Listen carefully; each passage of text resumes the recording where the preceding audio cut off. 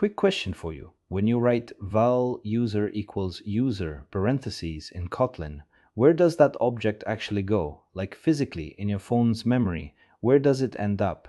Most Android developers write code like this hundreds of times a day and never think about it. And honestly, you don't have to think about it most of the time. But when you're chasing a memory leak, or trying to understand why your app just crashed with a Stack Overflow error, or wondering why sharing data between coroutines is tricky, this is exactly the knowledge that separates someone who guesses from someone who knows. So today, let's pull back the curtain. Let's look at where your objects actually live.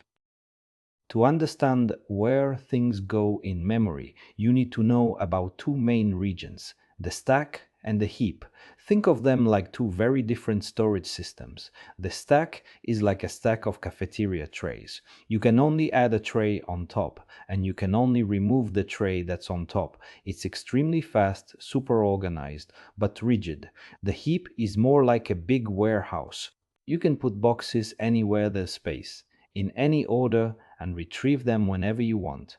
It's flexible, but it takes more work to manage. Every thread in your app gets its own stack, but there's only one heap, and every thread shares it. This distinction is fundamental to how the JVM and Android runtime work, and it drives a lot of the behavior you see in your apps. Let's start with the stack because it's simpler. Every time you call a function, the JVM creates something called a stack frame. That frame holds all the local variables for that function call, the parameters that were passed in, and the return address, so the system knows where to go back when the function finishes. Imagine you call a function called fetchUser, and inside fetchUser you call validateToken, and inside validateToken you call decodeBase64. Each of those function calls pushes a new frame onto the stack. When decodeBase64 finishes, its frame gets popped off, then validateToken finishes and its frame gets popped, then fetchUser finishes and its frame gets popped. It's beautifully automatic. You never have to free anything. The stack cleans up after itself.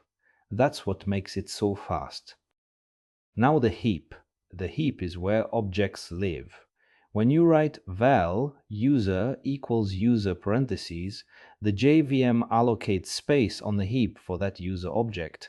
All its fields, its name string, its age integer, its email, they all live on the heap as part of that object.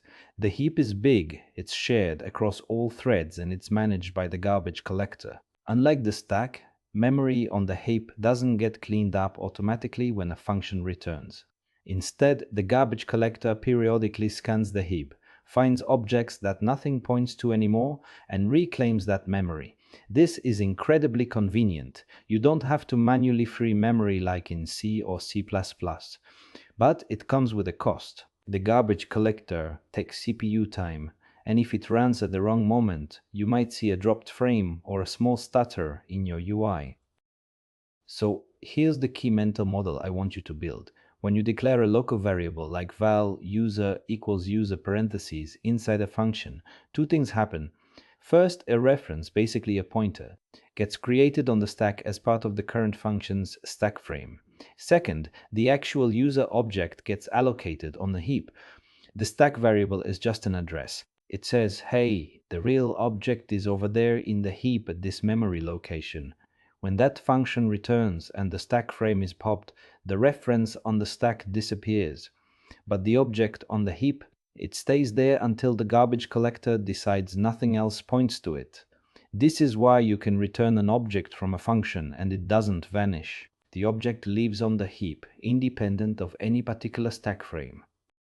Now let's talk about primitives versus objects, because this is where the JVM gets interesting. In Java, and by extension in the JVM that Kotlin targets, primitive types like int, float, double, boolean, these can live directly on the stack. When you write var count equals 42, that number 42 sits right there in the stack frame. No heap allocation, no reference, just the raw value. But Kotlin tries to hide this distinction from you.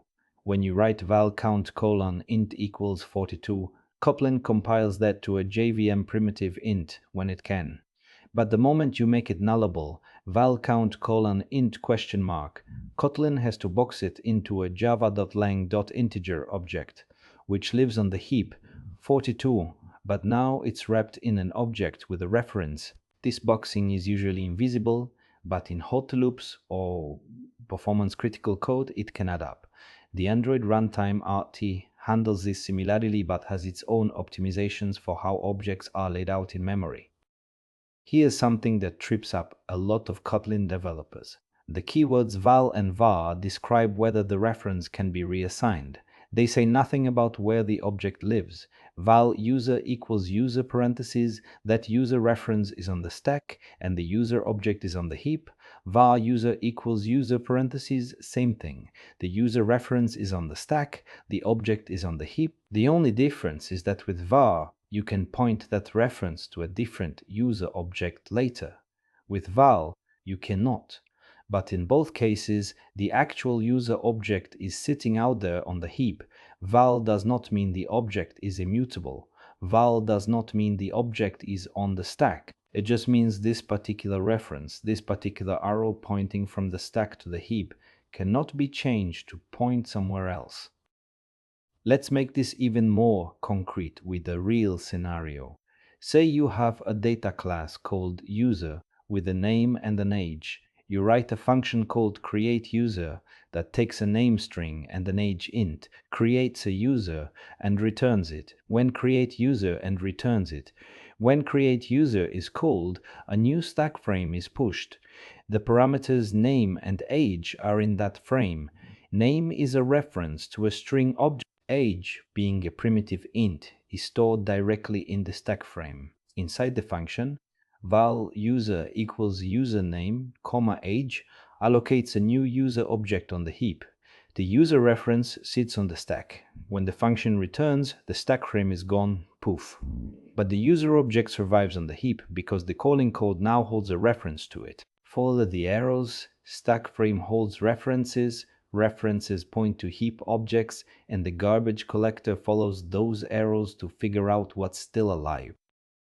Now, here's something that matters a lot on Android.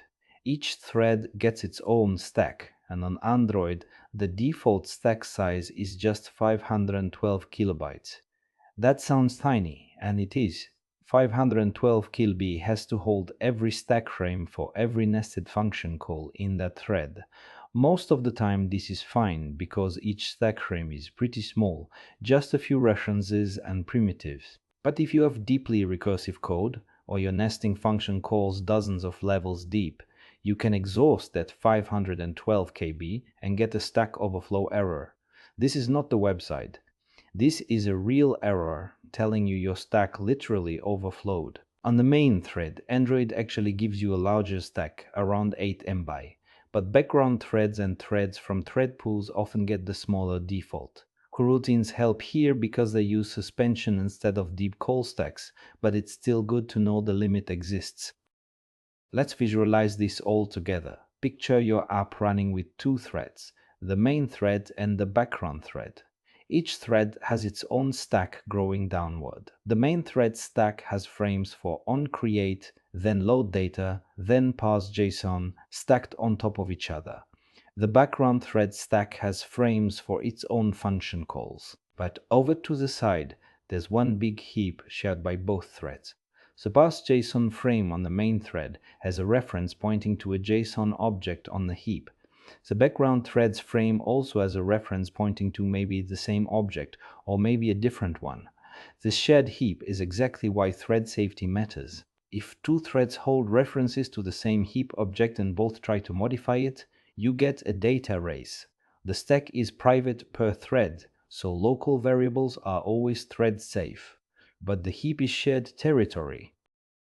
So why does all of this matter for your day-to-day Android work? Let's connect the dots. Memory leaks happen when an object on the heap is kept alive by a reference that should have been cleared.